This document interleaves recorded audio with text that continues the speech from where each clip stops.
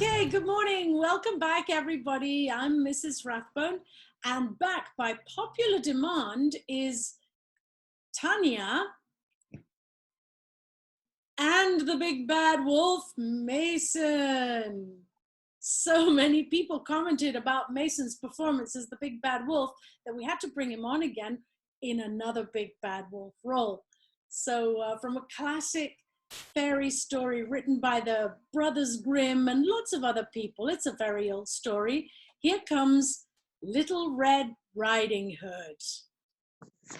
Once upon a time, there was a little girl who lived in a village near the forest.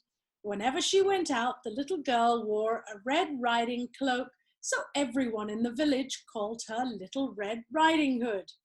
One morning, Little Red Riding Hood asked her mother, Mama, may I go visit grandmother? It's been such a long time since I saw her last. Her mother agreed, and so they packed a nice basket for Little Red Riding Hood to take to her grandmother. When the basket was ready, the little girl put on her red cloak and kissed her mother goodbye.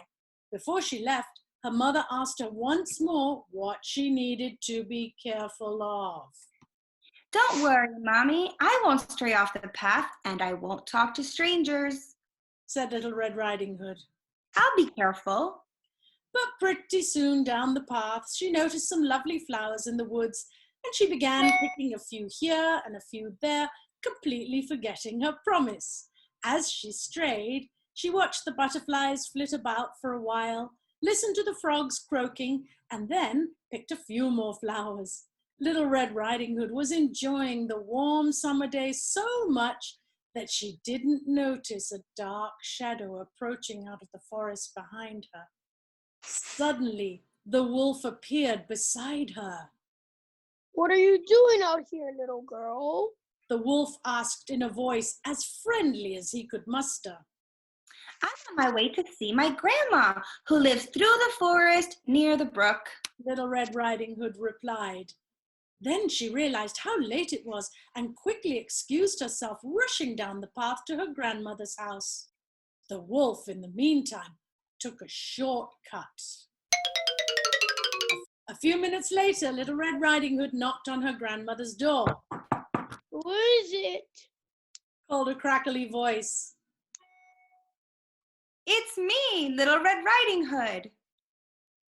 Oh, how lovely. Do come in, my dear, croaked the wolf. When Little Red Riding Hood entered the little cottage, she could scarcely recognize her grandmother. Grandmother, your voice sounds so strange. Is something the matter? She asked. Oh, I just have a bit of a cold, squeaked the wolf, adding a cough at the end to prove his point. But grandmother, what big ears you have!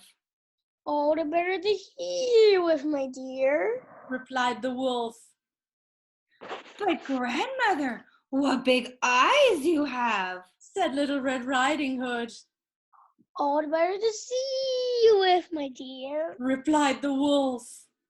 But grandmother, what big teeth you have, said Little Red Riding Hood, her voice quivering slightly. All the better to eat you with, my dear, roared the wolf, and he leapt out of bed and began to chase the little girl. Almost too late, Little Red Riding Hood realized that the person in the bed was not her grandmother, but a hungry wolf. She ran across the room and through the door, shouting, "Help! Help! Wolf! Help!" as loudly as she could. A woodsman who was chopping logs nearby heard her cry and ran towards the cottage as fast as he could. He grabbed the wolf and made him spit out poor grandmother, who was a bit frazzled by the whole experience, but still in one piece. Oh, Grandma, I was so scared, sobbed Little Red Riding Hood. I'll never speak to strangers or dawdle in the forest ever again. The woodsman knocked out the wolf and carried him deep into the forest, where he wouldn't bother anybody any longer. Little Red Riding Hood and her grandmother had a nice lunch and a long chat. Well, that was a very good telling of Little Red Riding Hood, don't you think? Big Bad Wolf, take Yep. a bow. You were very good. And Little Red Riding Hood, you were very good too. I saw all your expressions. Big clap for Little Red Riding Hood. And that's a wrap for today, and we'll see you again tomorrow. I love you. Bye-bye.